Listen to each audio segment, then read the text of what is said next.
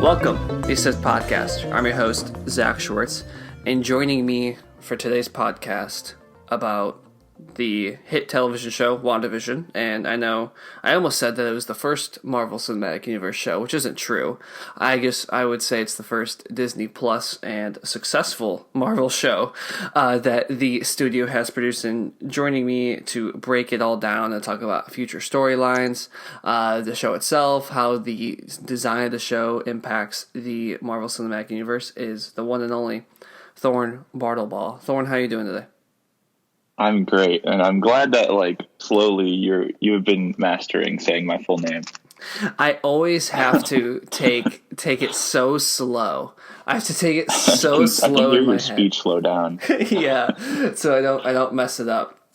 But yeah, I mean, people know that I struggle with words, but your last name is particularly challenging for me. It's a different breed. Yeah, yeah, it is for sure. So, WandaVision, first of all, I'd say I really enjoyed it. And maybe a way we could start here is that we had two very different experiences. WandaVision was released an episode a week, contrasting with the Netflix approach, which is usually just dump it all at once. So you watched it week by week and kind of was like, Zach, you have to watch this, blah, blah, blah. I was in the middle football season, then started getting involved with other things, going on with life, and I was just like, no, I'm just gonna binge it, and I binged it in 2 days. So how is your experience week to week with this show? It was very suspenseful. Every episode ended with a cliffhanger, and you're like, come on, dude, that was it. But it was kind of a mixture for me. I wasn't necessarily completely week to week because I originally saw it, the trailers, and I said, this kind of looks stupid. Why would I watch this? This is a sitcom. I don't like sitcoms. And then when I got COVID in January, I came downstairs the one day to see our friends Lauren and Christian watching WandaVision, and I was looking at it, and I was like, wow, this actually kind of seems kind of interesting. And so after 5 minutes of watching it, I'm like, screw it, I got to start watching this. So I put my headphones on and I watched 4 episodes that day because that's how many came out by then. So the past 5 weeks, I've been doing the weekly thing again, and oh my god, it was tough. So tough. I feel like it was a bold move for the studio to only drop the first 2 episodes and then try to get people to come back for more. Because I know a lot of people stopped at the first 2 episodes because, I mean, you and I aren't that familiar with this. Older listeners maybe, is that they were basically honoring a lot of older sitcom shows, which later on in the show gets shown as something that Wanda really liked as a kid growing up. She would watch those sitcoms, stuff like that. But the first 2 episodes are really tough to get through, honestly. And then things start to pick up a bit with the third, and then the 4th episode really, I think, kind of, you start to see the turn where it's like, okay, this is what I came here for, even if it wasn't the large action that we're usually used to seeing in a Marvel until the season finale, of course. But I mean, I feel like it was a really bold move for them to just release 2 black and white sitcom stuff to start the series with. Yeah, I wouldn't say it was hard for me to get through those 2. I think what really got me, like I said, I thought it was going to be stupid, but the fact that all that little the breadcrumbs of mystery, I was just I need to watch more. There's something deeper behind this, and that kept getting me through the whole thing. I actually really enjoyed and I didn't catch on to it until about the 3rd episode where I could notice oh shit, they're actually changing the decades or the era of the TV show as it goes through. And I know especially towards the end of the series when it started getting more modern, I was like, oh my god, here comes the Friends type sitcom. I hate Friends. Sue me. Hate The Office. I'm like, oh god, the Malcolm in the Middle. I liked my Malcolm in the Middle, but I was like, oh my god, this is so cheesy at times, and I know it's supposed to be, but yeah, I just loved, especially that one part where Vision's talking to, I forget his name, in their office building, and then you could see him where the hell am I? And I was like, oh, I can't wait to see how he, because Vision really got me through the whole thing, because I know I was texting you yesterday, but I always liked Vision, but I never see all the character development until now, and I was like, oh my god, he's probably like either my favorite or one of my favorite like in the universe now, because like he's so pure and genuine, and I don't know, like well meaning, I guess. Yeah. Vision, as you know, has always been a top 3 hero to me. He's been behind Iron Man, of course, and then Doctor Strange, and then it's been Vision. Because since Age of Ultron, every moment or like line, most of the lines, are things Vision does. I'm like, yes, this is great. Because if you think about it, Vision is a tough character to actually pull off conceptually. Because if you were to think of just powers from like different movies, stuff like that, and I know I'm going to do the Marvel DC comparison here, Vision's more powerful than Superman, easily. In my opinion, because he can do the lasers, he can do the mind stuff, he can change his density at will. I don't know if people understand the scientific impact of that he can. It's funny when he can walk through walls and stuff like that, but like also he can make himself like the density of a giant boulder and like crush you. You know what I mean? Like there's a lot of different things. He could fly, he can phase, he can just do a ton of crap. And basically the key to Infinity War and Endgame was that they basically had to find a way to sideline Vision early, which was having another a staff from Corvus Glaive to surprise pierce him in the first 20 or whatever, the first 5 minutes he's on screen. Like they had to nuke him to make it even believable because he's so powerful. And obviously he picks up Thor's hammer after being born for 5 minutes. So like to that, and obviously the access to the internet and stuff like that, and like he's a machine, but he also has some human components because he has Tony Stark's and Bruce Banner's brain in him, but he also has Ultra, like, you know what I mean? So like conceptually it's a really tough character to pull off, and Paul Bettany does a fantastic job, and so do the screenwriters in my opinion. And I agree with you. I only watched this show because of Vision. I know this show is a lot about Wanda's dealing with grief and stuff like that, which is really interesting because that's something we have kind of touched upon a little bit in Civil War, with Tony, specifically Tony Stark, with dealing with his parents, but we haven't seen that broached outside of it. And obviously even with Endgame, and then the follow-up, the second Spider-Man, there wasn't too much about that. Like, it's almost like the blip stuff was played for memes, you know what I mean? But then we start to get more of an aspect into this with Monica Rambeau, obviously, in one of the episodes, and the falling out of that and Wanda's own dealing. But I was watching the show for Vision, and he did not disappoint. I was going to say, when you talk about the Office thing, the scene where he's talking and then he's like, he learns everything that's gone on from Darcy. They're driving around in the clown car or whatever, or the clown truck, and Vision's like, he has the mic on and he goes, wait a minute, why am I sitting here talking to you? I need to go get to my wife. What am I doing? And I was like, yep, that's perfect, and that's perfect for him because it's just I just love his character, and I'm glad that we'll get to this later, I assume, but I'm glad he's going to be staying around. Probably should have said spoilers before the podcast, but people already know that if they see an hour-long discussion about WandaVision. But anyway. Oh, yeah. So you can't talk for an hour without spoilers. Exactly. So I said a lot there, so take any direction you want from what I said with that. I just want to see how they carry Vision, because I know with the new white Vision, which I was kind of weirded out, is how they kept him from basically being Ultron, right? If that makes sense? Like, I know that was a theory when people first saw him, but like, how is he not just Ultron when they encounter him? Right? Like, he doesn't have the Jarvis in him still, does he? Like, I'm so confused as how, like, to what parts he still has, because how much of them was I'm still confused. Was it he had the Mind Stone, right? Yep. Yeah. So yeah, I don't know. Maybe they saved some data from Wakanda when they were trying to like sever his connection to it, and that's kind of what they base it off of. But anyway, I just want to see, because I know when he touches his forehead, and after they're talking about the ship of Theseus, and he just kind of zooms away.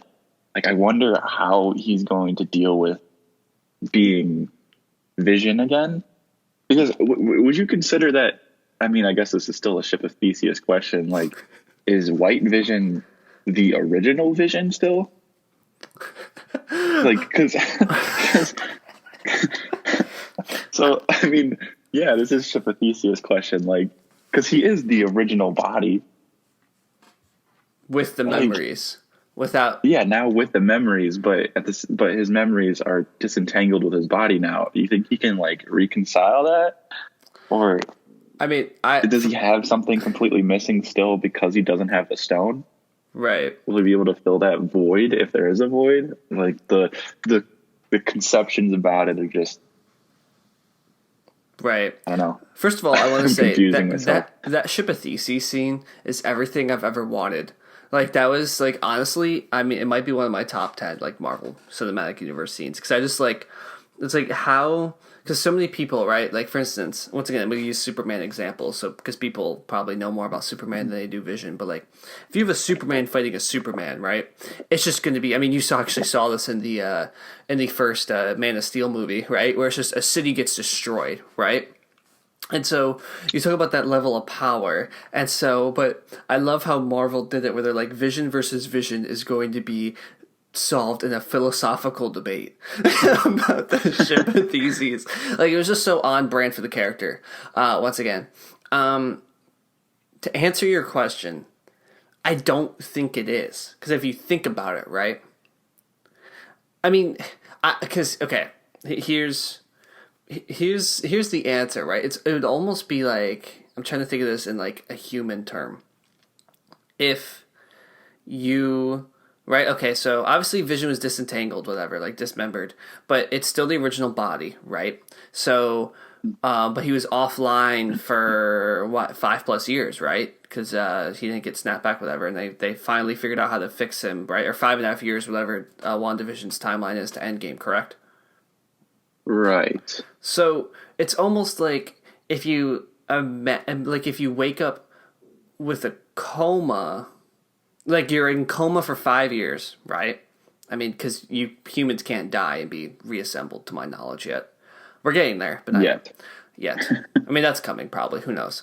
But and then you wake up with amnesia, like amnesia of your entire life, right? And that's possible. So then, if somebody gives you all of your past, right? I don't necessarily think you're the same because your interpretation of those memories could be very different from what happened. You know what I'm saying? And so in the philosophical debate, like just because you have all of that there, like looking back at it now, especially if you think about it with 5 years, because I mean, we all do this a lot of times, right? You look at something happens and you look at past things with a bit of a revisionist eye, right? So if you think about it, pun intended. Yes, exactly. Thank you, thank you for pointing it out. Endgame and Spider-Man: Far From Home have already happened by the time this occurs. So perhaps he's looking at every Vision, being the philosopher he is different from maybe looking at all his memories differently from all of that. So I might even be thinking about it like, dang, maybe Ultron had a point type thing. But who knows? Like, that type of thing could be occurring. But in terms of the character, I'm calling him Vision. Like, just because this type of thing happens in the comics all the time, and it's still Vision. It's just a different form. You know what I mean? Like, I'm not going to be calling him White Vision, or I know you said there's a different name going around the internet right now. You texted me this morning. I forgot what it was. Oh, yeah. We're not even going to bring that up. We're going into a tangent at that point. Okay, got it. And then to bring your question, I'm trying to remember the line from Infinity War with Bruce Banner. I believe they say that Vision is the Mind Stone, Bruce Banner's brainwaves, Tony's brainwaves, a part of Ultron still, and then Jarvis. So in theory, if all of those points are still active, he's just missing the Mind Stone. So maybe that's what it is, which then you can argue, what does the Mind Stone give him? Because he still shoots a ridiculous laser out of his head. So, like, I don't know if they do that. And maybe that's something in a future storyline they explore with Wanda, maybe having the being particularly affected by the Mind Stone, even though it doesn't exist anymore, gives him that type of reach back. I'm not sure. Maybe. I mean, I don't know. Like, I'm just speculating at that point. So, all right, that also begs me to ask. I still am confused. Wanda got her powers from the Mind Stone? I thought the Tesseract was the Space Stone, but I didn't know it was the Mind Stone. Well, apparently now they're rewriting that part because they were saying that you remember the story. The reason why she didn't die is her and Pietro didn't die early was because that bomb never went off. So yeah, they say in the show apparently that the Mind Stone amplified. oh yeah, because she was born like a witch or something. Right, and with now they're introducing witches, and I'm kind of confused. Exactly, I know. So it's an area the Marvel Universe has not touched yet. But I believe that the scepter, the Loki scepter, is what had the Mind Stone in it, and then the Tesseract, like the Tesseract was in the first Avengers movie, but then the Mind Stone was in the second, prominently, because that was the scepter, or whatever like that. But then, oh no, it was in the first one too, because that's how Loki mind controlled people. So.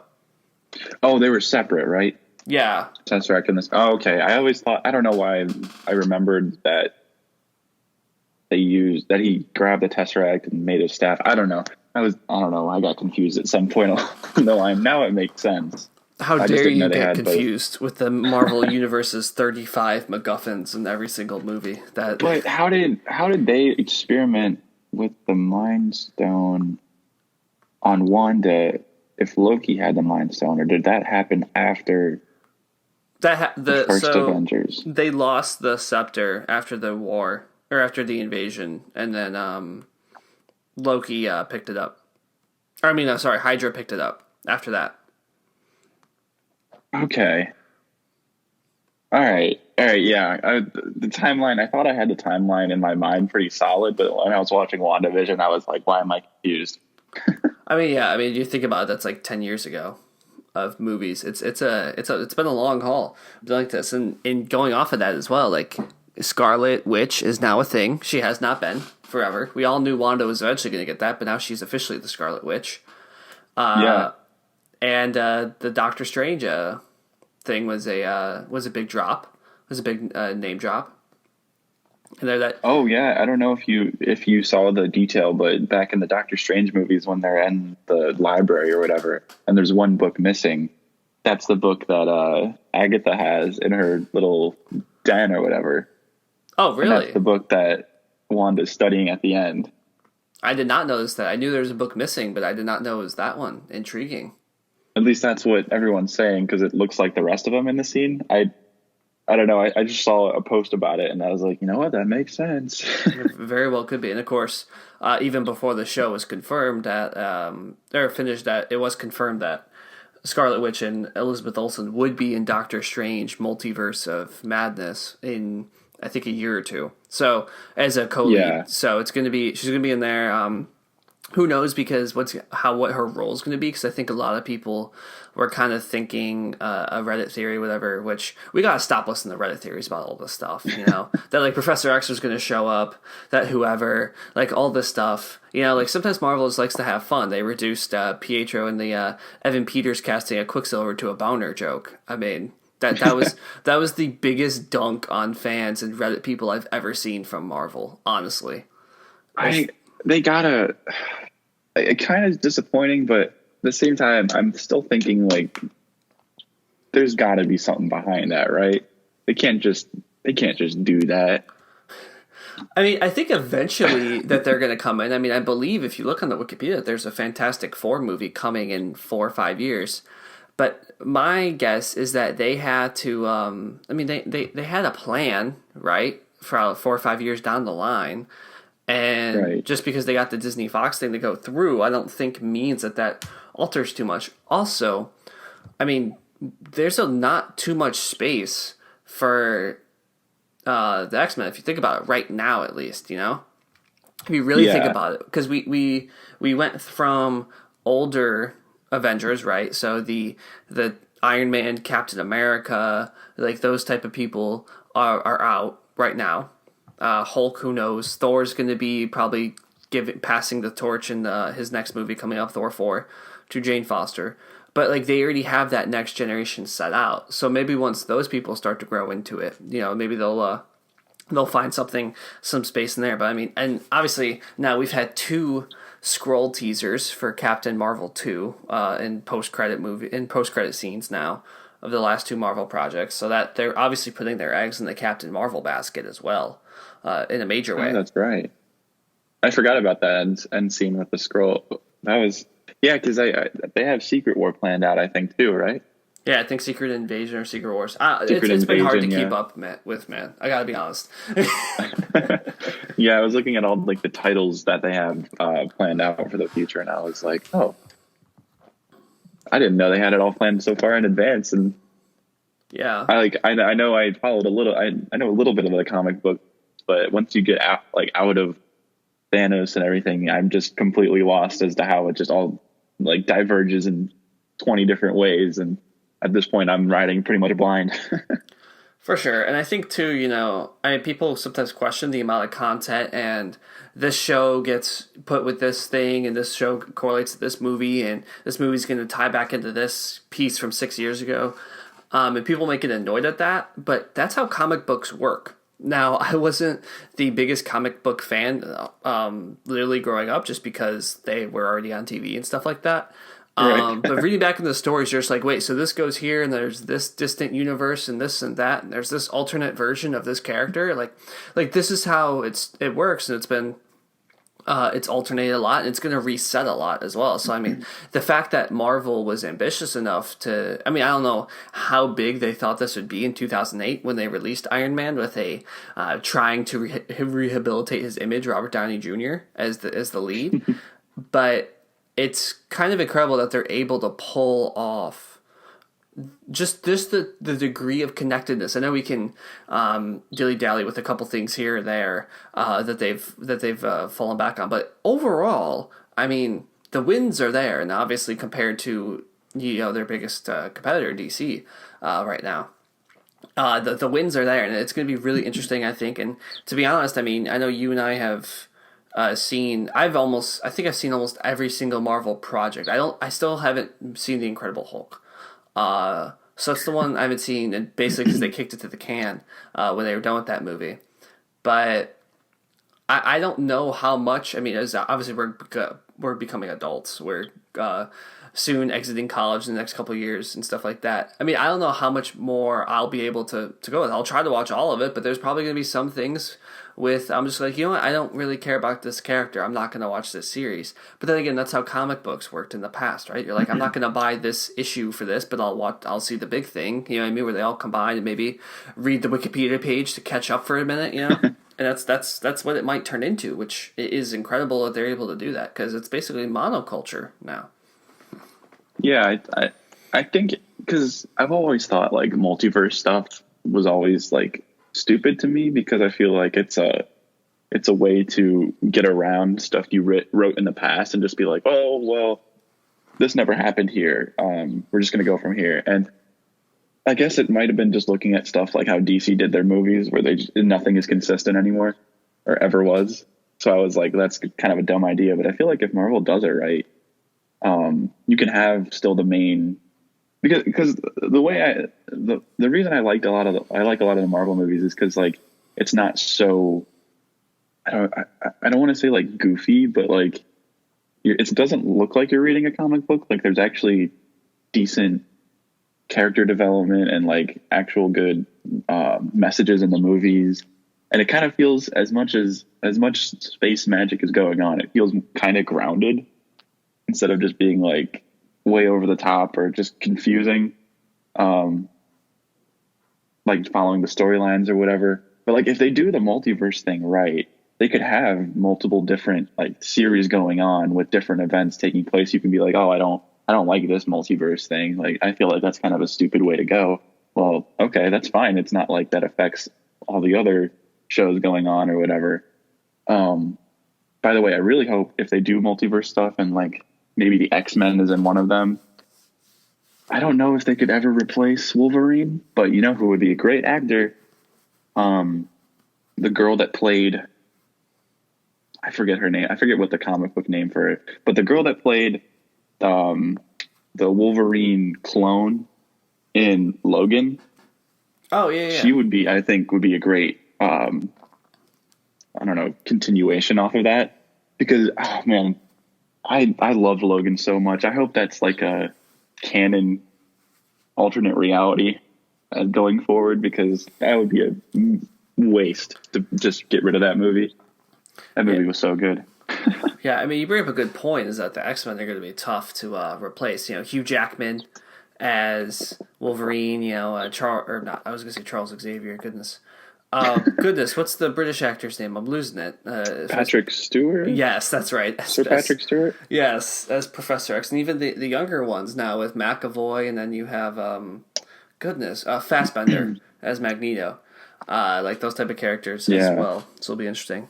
Because especially because in the timeline, what was it? Mutants have always been a thing and have always been around. Like, how are you going to explain that in the MCU? Because they've been nowhere to be found after world-ending event after world-ending event has come through, and they're just still in hiding or whatever.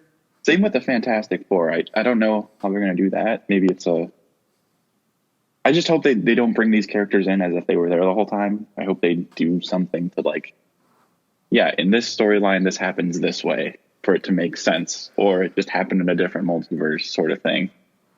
Right. The Fantastic Four, I'm sure we'll get the full origin movie treat up like we've been given twice already. X-Men might be a little different. You think they're going to do it like Spider-Man? What do you mean? When they brought back Spider-Man after like 2 reboots, you think they're just going to be like, yeah, we all know the story, how we got here. Like, I mean, I don't know. We all know Uncle Ben died. I mean, I don't know, because the thing is, the Fantastic Four movies weren't as successful ever as the Spider-Man original trilogy was, or even the second Andrew Garfield couple movies. So that's true. Maybe we'll get the abridged version. Like, they're already in space, something happens, and then title drops, and they already have powers or whatever, because... you know me, I've been on this train for a while, but the Doctor Doom character is a fantastic character, and he needs to be deserved right. He needs to be a multi movie villain, in my opinion. Whenever I hope so. And I guess like one thing that just popped into my head, I might honestly be more inclined to like the idea of a multiverse, in the way that a lot of times when you look at some comic books or whatever, there's just so many superheroes, and it's like, well, how can anything ever go wrong if there's so many superheroes? Like, who's not super anymore? I guess maybe a multiverse thing would be keeping the superheroes limited and still feeling like the underdog in their respective universes, because they can't do everything. You know what I mean? Right. It's almost like that makes sense. Yeah, it's almost like the Arrowverse. I'm not sure if you're familiar with the CW. Not really. So, but what they did was they had Green Arrow first in his city, then they had the Flash in his city, and eventually sometimes the Flash would run over because he can and do that thing, and then they brought in Supergirl, and then her Superman was also on the show. So then you're like, all right, well, then they can all run to each other no matter what, except for Green Arrow, whatever. But then they kept Supergirl and Superman on a separate Earth, and then they only crossed over when they really needed to, type thing. So that kind of begs to your theory of like, well, why are they all dealing with separate issues? It's like, well, they can't actually reach each other because they're 35 universes away or whatever. So, I guess these planets haven't aligned for the cross-dimensional bridge to open up.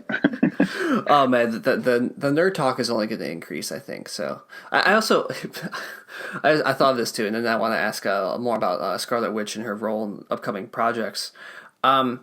Would you watch a movie just about like a community that's just in like it goes through the last 15 years of Marvel universe, and it's just like a normal like suburb like we grew up in, and they're all like, the parents are like, where are all these people coming from? Like, what happened? We had one superhero once, meaning Captain Marvel, or two, I guess, Captain America as well. He's like, where are they all coming from? Why?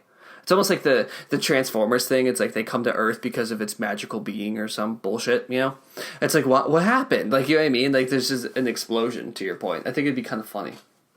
Like, as in, why are they all here? Why is no one else dealing with so many superheroes in one place besides Earth, sort of thing, or they're just kind of like the bystanders looking at it, like when did everything go whack? Yeah, like could you imagine you and I growing up, and just like okay, like we're five. There's no superheroes. Okay, there's like two, and all of a sudden there's 30, and we're like, what? Yeah. And the thing is, Marvel also like a lot of DC projects. I feel like especially they hide their identities, whatever stuff like that. I feel like Marvel they don't do that as much. You know, like Wanda Maximoff is Scarlet Witch, and that's common knowledge. You know, Bruce Banner became Professor Hulk, like mixed together. So obviously that one's out. Tony's been out as Iron Man for a while. You know, a lot of different people. You know, obviously I don't think Black Widow stuff like that is, but still, like you know what I mean. Like they know who the people are. Like common citizens do a lot of times. I feel like more so in Marvel. I was about to say, except for Spider-Man, but Correct. I just remembered at the end of Far From Home. Yeah, you're right. So You got doxxed. Right. Good point. I forgot about that one. Goodness, there's been so much. When is that coming out? Is that coming out this year? I think around Christmas. I believe. I think we're getting 4 Marvel movies this year and then 5 next year. Oh wow. Oh yeah, because I forgot Black Widow never came out. Yeah, that one's next. That one's in May. We can talk about that a bit later as a tease for all of our future stuff. One thing I wanted to ask though. So Scarlet Witch, now named Wanda Maximoff in previous iterations, has always straddled. You know, she showed up as a villain in Ultron, Age of Ultron. Then switched over to good guys. Has been pretty good regardless, but still struggled with a lot of grief, obviously, and stuff like that. And you know, you could argue. I know there's this whole thing that Agatha Harkness was prodding her along this path, but still, I mean, she doesn't know how to control her stuff yet, and it's very clear that they're hinting at that there could be a dark side to all this power she has. So a lot of people, I think, had the theory of she would come in and disrupt the multiverse to the point that Doctor Strange has to come in and fix it in his movie, and that she is going to be not necessarily an antagonist, but maybe someone that causes it, right? That's not going to be the case, clearly, with how WandaVision unfolds. Yet she's still going to be in the movie in a prominent role. What do you think, you know, her role is going to be in that film? Is it going to be kind of like a straddler anti-hero always, or do you think like Doctor Strange is going to look at... Because to me, I know they know each other, but I don't think they've ever really interacted to a significant point, so it's going to be like, what the hell is this? And obviously you still have Baron Mordo running around, taking people's powers for them, at least I presume so. Taking people's powers away from them that he's still cast in the movie as well. Yeah, because I did like how at the end of WandaVision, it's kind of established that she messed a lot of things up, not really at the end with like reality or whatever, but with people and how she enslaved them, basically. Yep. So she's not really a hero. I mean, she is in her own way, but she's kind of a neutral, like she's a hero that can mess up bad. So I almost want to say that she might be like a side companion to Doctor Strange. Mm-hmm. Maybe what she did actually has residual effects on multiverse stuff, but I don't know how they're gonna do multiverse stuff. Multiverse stuff confuses me. Like, yeah, I wonder if we'll maybe wait for there's that. like maybe there's a big event that's happening and they have to. I don't know. Maybe it's the events of Infinity War and Endgame still carrying over, and the fact that like Cap went back and made a new alternate reality. All these are splitting. Maybe they're all splitting in like dangerous ways, and they have to stabilize. I have no clue. It's going to be pretty cool to like finally see what's going on. I agree completely. So yeah, I just wonder it because it's just I think it, you know, those little graphs of the people they have, like, I don't know what you call it, but like the chaotic good or the neutral good or whatever, you know what I'm talking about, or the fun good. Yeah. Scarlet Witch is the definition of the chaotic good. Yeah. Always throughout it. But I think if we were to give a real hero of this series, it's Vision. It's very clear to me, just based on his outset. I don't know how he wasn't more controlled with all the other residents as well, since he literally came from Wanda's mind. But I guess maybe that's just because he maybe isn't human, perhaps. He doesn't have a brain, necessarily. would be I my. feel like it might just be who he is and how accurate she like recreated him, and then she didn't really want to pull his strings the Yeah. way she did everyone else subconsciously. Yeah, I agree with you. Because yeah, she could have probably whipped him back into shape after he's like, where the hell am I? But I think she wanted to truly convince him like this is a safe place without actually manipulating him at that level. Mm-hmm. That makes sense. Yeah, or maybe it's her subconscious way of like knowing that he's going to figure out. And when he does, he finally gives her peace like he does at the end. I don't know. There's a lot of cool emotional and like subconscious like aspects to WandaVision that I freaking loved. I agree. Especially at that end when they say goodbye to the kids, which was like, oh, that's crazy. I wonder if they're going to come back, first of all. And then when he's just coming to terms with, because it doesn't make sense at the same time to me and how like he isn't like real. Like he's a recreation, but he's still like fully sentient in the way that he can theorize and come up with things and like come to terms with his own death. Like that's cool because he's not just something that she's mind controlling. He's like a complete, he's a complete made up character in her mind. Right. And I'm glad that's the approach they took as well. I'm glad he wasn't just a recreation or something like that, you know, because I mean, Vision shines on his own, right? He shines as that type of character that comes in, is like just you see him put pieces together, figure it out, reason through things, and such like that. Like even in Age of Ultron, literally in his first couple minutes, where he's like, "Well, I'm not on the side of either you or Ultron, but Ultron wants to destroy everything, and yeah, I guess that's pretty bad. So yeah, we're gonna go kill Ultron, pick up Thor's hammer because I'm worthy. Cool, let's go." And it's like, it's just like what like your brain breaks almost that a being can possess that type of reasoning power that he always does. So something else I wanted to ask, and this is a little bit more of a fun question: is Scarlet Witch the leader, Wanda Maximoff, the leader of grief in the Marvel Universe, or is it still Thor?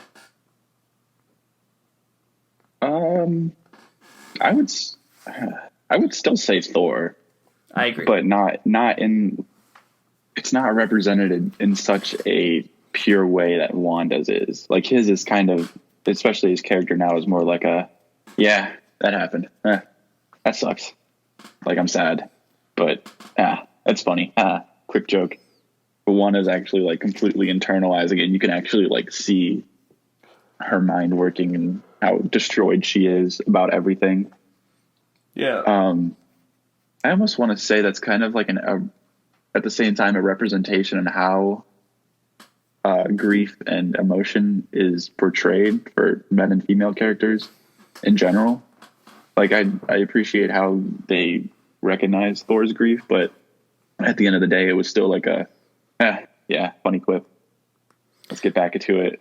Like I'm over it. So it's kind of a different issue on its own, I would think, but I still would think Thor as a character has more grief, just not shown as well. Yeah, because I mean they have it in a line in Infinity War, right? With Rocket, where he's like, "Yep, my mom died years ago. My dad died in Ragnarok, and then he lost his planet, in Ragnarok. His sister tried to come back and kill him and take over the planet. His brother died."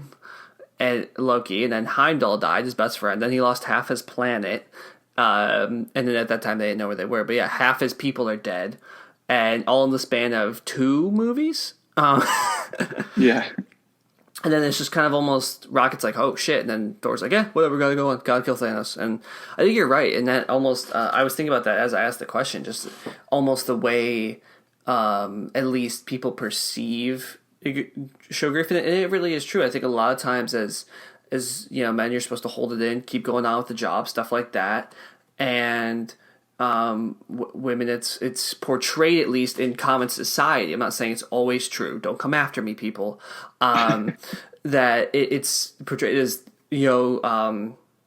emotional stuff like that, and that you really see that incongruence there with Thor and Scarlet Witch. And to me, at least, I think that in larger society, it makes sense. Like in larger society, people have been working on that, right? There's been more movement for men to be more emotional, to be more forward with their feelings, and obviously, becoming more like that, where that type of thing. And I guess to your point, I hope this wasn't. I hope they thought about this in the sense that if they didn't, then it plays on stereotypes, right? Of how men and women deal with grief.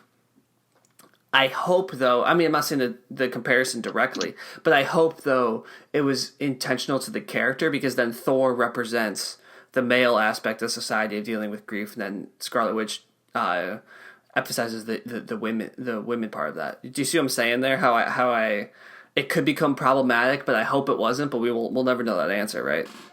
Yeah, I don't think at the end of the day, I don't think it was like a intentional thing that they were doing. It's just kind of like what it always comes out to, like the way it's portrayed. Maybe that's something they recognize. Like, oh, maybe we revisit this a little bit, give him some more screen time, because I do think at the end, like, Thor's grief was shown really well, and especially when he confronts his mom again and he's tearing up and he shows his emotion. He's not like he's not still like some stoic, I'm not going to cry about it. But he doesn't get the same level as Wanda. But I mean, at the same time, that would just be the same story told twice if they did the same thing for each. So it's kind of like a balancing act of who the character is. True. Yeah, you see Thor go downhill into even more something that's very common with men that deal with grief. It's alcoholism and stuff like that, gaining weight, becoming unhealthy, all that stuff, being a recluse, basically. So it's a good point. I didn't mean to. I forgot to include the second half of that story with the end game stuff. Then he goes through a full circle, right? I did too. And that's his. Yeah, I forgot to include that part, but that's his character arc throughout that thing. So that does make a lot of sense. Something else I wanted to ask you about that is different, that at least I think so, with these Disney Plus shows, is Marvel's willingness to throw in different characters from different, trilogies or different stuff into one cohesive narrative. We've seen crossovers, obviously, multiple times, Avengers movies, people pop up in Iron Man movies, etc., etc. But this is the first time where it kind of felt like, hey, we're going to pick these three characters from these random places and put them in here.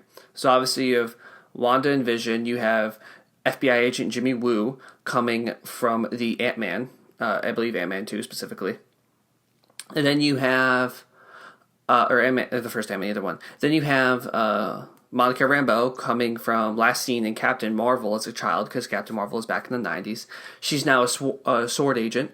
And then you also have the Skrulls coming into the movie at the end there. So there's another piece of the Marvel Universe, right? And then you have Darcy Lewis coming in from the Thor movies, the astrophysicist. Obviously, for us, since we're diehard Marvel fans, I recognized all of them instantly.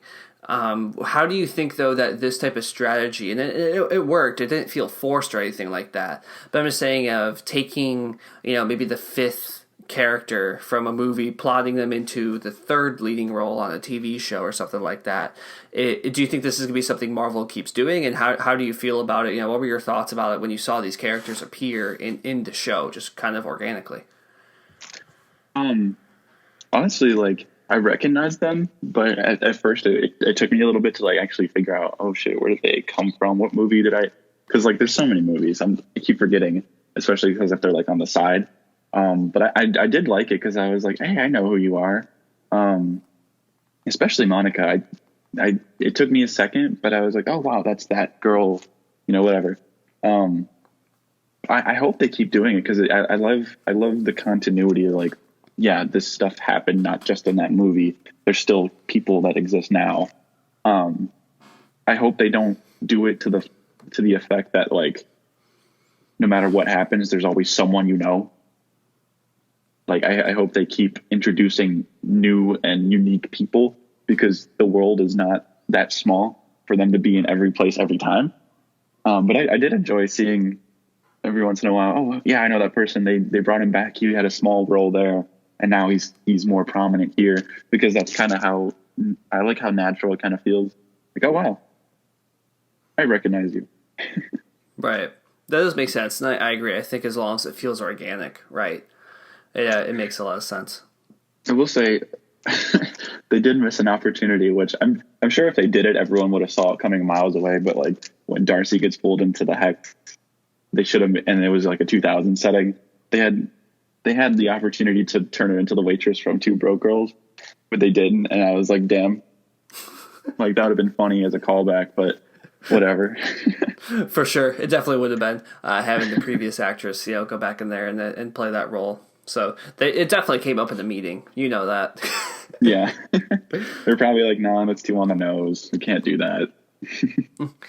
Last question, and then we'll get into maybe some of the future of Marvel, and then some movies and storylines we're most excited for.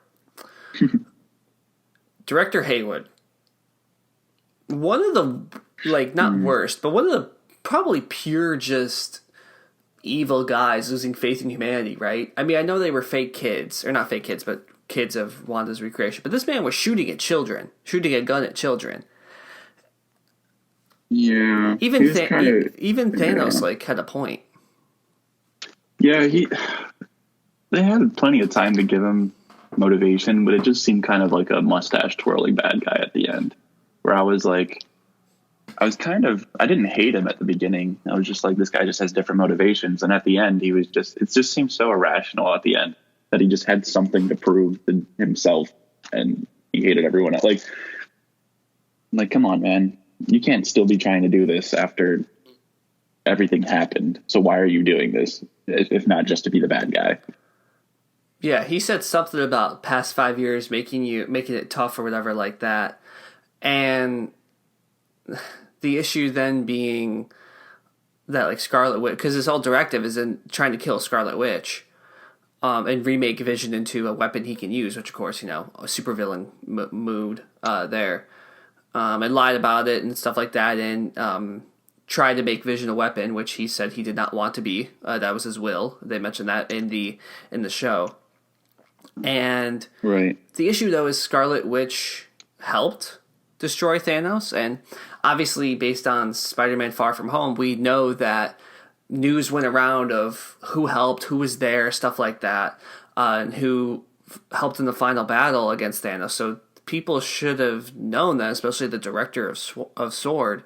So that's what I didn't get where that came from, where whatever happened in the 5 years turned him against superpowered individuals when, first of all, half of the superpowered individuals also disappeared during the 5 years, including Scarlet Witch, I should add, and then came back and saved the day. You know what I'm saying? Like, it just, the logic, it's like, okay, like, yeah, the past 5 years might have been tough. Like, I get it. Like, in terms of a throwaway line, it works. But then you start to think about it a bit more, and you're like, wait a minute, that doesn't make complete sense, I suppose.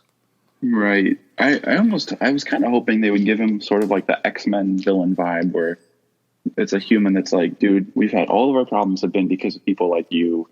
And I can kind of see it going off of there. Like there's just way too many of you. You're too powerful. And if you get upset one time, you can level a city block and not have any repercussions. Like, come on.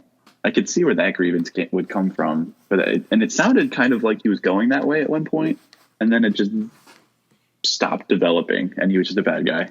Agreed, because the biggest... I know what you're talking about middle of the season, because they talk about the Sokovia Accords, and and then they talk about Lagos, a couple other things that for the only movie that really deals with that type of stuff is Civil War, and the Secretary of State, Thunderbolt Ross, talking about how the amount of issues have gone up exponentially since Iron Man was a hero in 2008. So they like teased it and then went in a completely opposite way. So I know what you're talking about too. Yeah. And I do want to say, for the record, my thoughts on Civil War have matured. Like, especially listening to Vision more. I'm not going to say I'm fully on Team Cap, or not Team Cap, Team Iron Man, and I'm not fully on Team Cap either. I think they both have points. I think the oversight that is important with regulation. So I'm on Team Iron Man with that. But I think the type of oversight and the type of people presiding over that was wrong. And I like Cap's decision on that, because the people that they were going to be serving, or like the people that were going to be on the chair, were a bunch of corrupt people anyway. Right. But I think at the end of the day, I'm on Team Vision, because he was sitting there like, yeah, we need oversight in the proper way. And I can get behind that. Yeah, because if you think about it now, so in the course of the MCU, right? SHIELD has risen and fallen because Hydra infiltrated it, and now this new sword organization, which I assume Nick Fury's somehow a part of because he was on that Skrull ship or whatever like that. Like I'm not sure exactly how that works. I assume something like that, but we've now seen a corrupt director controlling a bunch of people, how that can go. So now that's two big secret government agencies that are not being conducive to the greater good, right? So Right. I agree with you that governmental oversight in this fictional universe is incorrect. So maybe something that they'll do down the line, and of course this has basis in the comics, is it was secret, so I don't know, but almost a type of council of superheroes, like the most established, and they called it the Illuminati.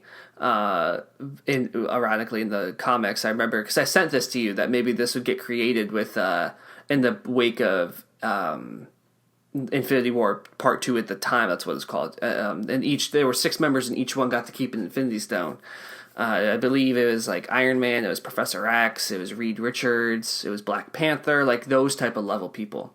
So I mean, you draw that out in the first couple of movies, it would have been Iron Man, Cap, and maybe Thor. Whoever else. And now it could be, I don't know, Black Widow, Captain Marvel. Well, Black Widow's dead. My bad. Honest mistake. Captain Marvel, maybe Thor's still there, I guess. So technically someone like him. Maybe old Steve Rogers. But you know what I mean? Like that type of thing I think would make sense. I would have to push back on that idea, as in if you're talking about people all holding an Infinity Stone, because I do think that, especially since Guardians of the Galaxy, like there's an entire galaxy full of other people. I don't think having all the Infinity Stones on Earth makes sense in the way that, like, I mean, at the end of the day, you're never going to be able to flesh out the whole universe and like all the people. Like Earth is always going to be that one place, but I don't think that's where the center of the universe basically should revolve around, especially if they're trying to keep the people of Earth safe, because if they have all the Infinity Stones, everyone's going to be knocking on that door. Every villain is going to be coming around, and it'd be like, well, we got to ask for it. No, 100%. I agree with you. So I was just saying why it was created in the comics. So okay, gotcha. They could alter the origin story there. So I would say Vision presiding over that, like, oversight. I feel like that would be like the one pick, because he's not human, and he's just basically. I mean, I guess I would define him as human in the way that his personality is. That goes to the whole other philosophical thing, like what does it mean to be human? But he's not like flesh and blood, doesn't have bias. He's factual. I mean, he goes off emotion, of course, but at the end of the day, he chooses whatever is best for the most people. Yeah. I feel like he'd be like the perfect leader, I think. 100% agree. I mean, let's just make him president right now, I think. I think we should. Yeah, he wouldn't be bombing Syria. Ooh, there we go. Hot take. Okay. Hot take. I want to run through the future of the Marvel Universe. This is going to be a doozy. And we're nearing the hour mark, so we can hit on as many of these or as little of these as we want. Black Widow in May. Shang-Chi and the Legend of the Ten Rings in July. Eternals in November. Spider-Man No Way Home in December. Then in the next year, 2022, we have Doctor Strange and the Multiverse of Madness. Thor, Love and Thunder. Black Panther 2. That was March, May, July for those 3. And then in November of that, we have Captain Marvel 2. Ant-Man and the Wasp, Quantumania in 2022. Doesn't say when. And Guardians of the Galaxy 3 will be the first movie in 2023. Holy cow. Wait, Love and Thunder's coming out before Guardians 3? Yep. Interesting. Apologies. Bless you. I believe I read the Guardians are in Thor: Love and Thunder. I'm looking now. Okay, because I was gonna say they are.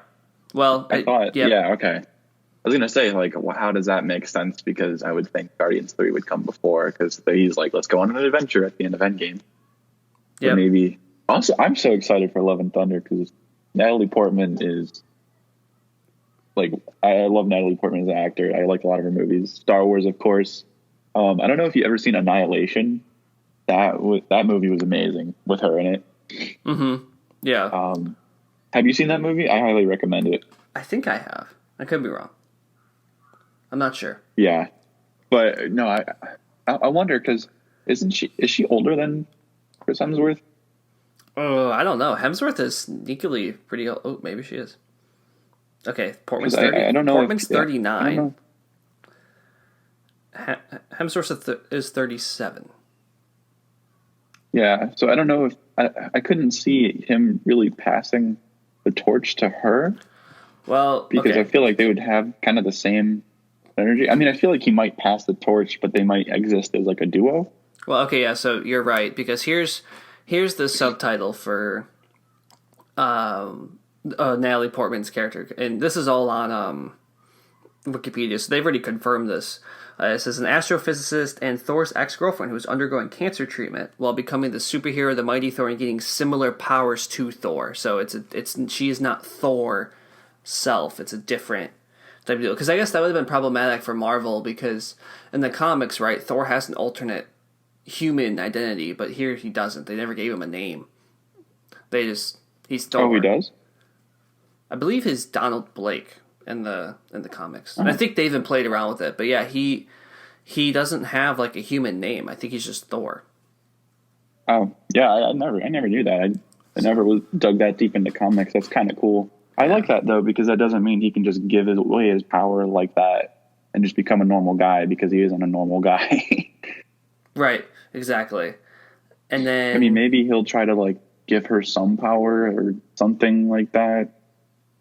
Because will she get another hammer? I mean, there are. I don't know. I mean, we'll have to see. Will they go back to Nevadalier? Just keep going back. One thing I wanted to add with this movie, though. Christian Bale's the villain. I don't know if you knew this.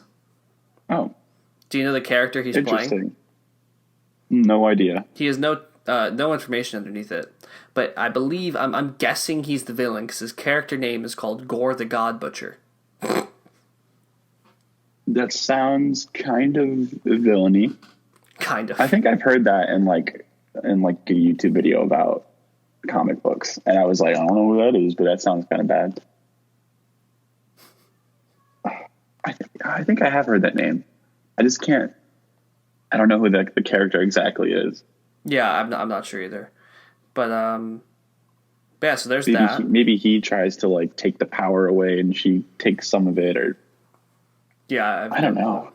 I just hope they make Chris Hemsworth back to being like a toned badass again. I hope he doesn't keep the dad bod forever. I hope he works out. I agree. I'm sure he does. He's probably like, that was a one-off. It worked out well, but like, gotta stop it. So, and then TV shows for the Marvel Cinematic Universe. We have The Falcon and with the Winter Soldier coming out through March to April. Oh, I didn't know that was a TV show. Yep. Loki's show will begin June 11th. And then What If is coming out mid-2021. Miss Marvel and Hawkeye both slated for late 2021 releases. Moon Knight and She-Hulk coming in 2022. Secret Invasion coming at some point. And then Ironheart, Armor Wars, and an Untitled Wakanda series are also coming to the Marvel Studios thing. So I guess, we'll have The Falcon, The Winter Soldier. Oh, so this will work out nicely for us. The Falcon, Winter Soldier's last episode is April 23rd, and Black Widow is May 7th. So we'll have to do something for that then. Absolutely. So, but yeah, I mean, it's just going to be so much content. I'm ready. I'm ready too. Although I hope they change. I know a little bit about She-Hulk or whatever, but I think that's such a dumb name. That's not original. Yeah. That's all I'll say. Just saying like Miss in front of, or like she in front of a name, like that's not their own character at that point. At least to me. People are going to get confused between Captain Marvel and Miss Marvel. I don't even know the difference. I don't even.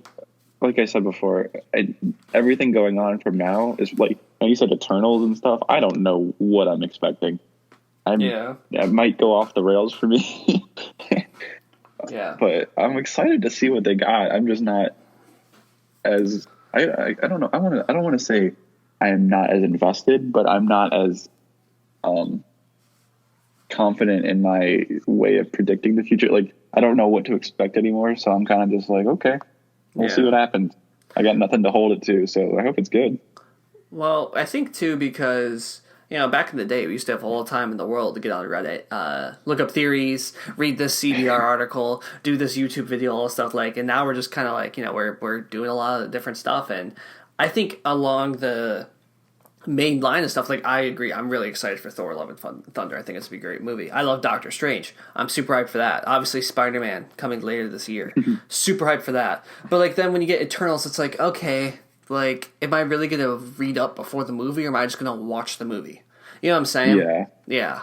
That's where I'm at as well. Yeah. I love the fact that there's they're in the galaxy and there's other races and stuff. And I know Eternals is like that too. They're aliens or something, but it's kind of, I hope it's not going to turn so annoying to me, because I know I like Star Trek, but seeing every alien as basically a human with just fins, or everything in the universe that can walk and talk like us is just a human, but slightly different. Right. I don't know. It just kind of pulls me out of it, because I'm like, oh yeah, this is kind of just another human existing here because that's the only thing we can really do, which it's not the fault of, us, because we can't be other things, but it kind of pulls me out of the groundedness, I guess. Yeah. You can't really be grounded in outer space, literally and conceptually. No, it is comic book movies, but yeah. No, I'm excited to see what they do. 100%, I agree. And then I know it was a while since our last one, but I mean, we'll be pumping these out, man. We're gonna be talking a lot with all these Marvel projects, and obviously with, I know you love a good 3-person pod, so with other people as well. It's gonna be fun. It's gonna be fun, and maybe we'll be doing less prediction theories and more just what was that, and maybe in terms of like we did today, in the terms of larger culture. Now that we're a little bit older, for sure. Now that we can, be the authority on what this means for culture and how it affects our ways of thinking, because we are such big brain beings now compared to the past. Exactly, big brain, such big brain. I still say we need to have a video podcast of us around a big round table discussing like civilized people. We need to get a whole group together. I mean, we definitely can do that. I definitely maybe when I'm up in the summer or something, just come up and get literally get a round table. Like, I'll buy one from Goodwill, and then we can do it. That'd be a lot of fun, man. the pod of the round table. Exactly. That'd be a great name. That we convene it once a year, and we can make the table in the shape of the Assist logo. That'd be beautiful. It'd be like the Justice League table. Okay, we're gonna think about this. We're gonna think about this. Thorin, thank you for coming on. I'm super excited for all this stuff, and I'm excited to see you this weekend too. So we'll do that. Yes, we will.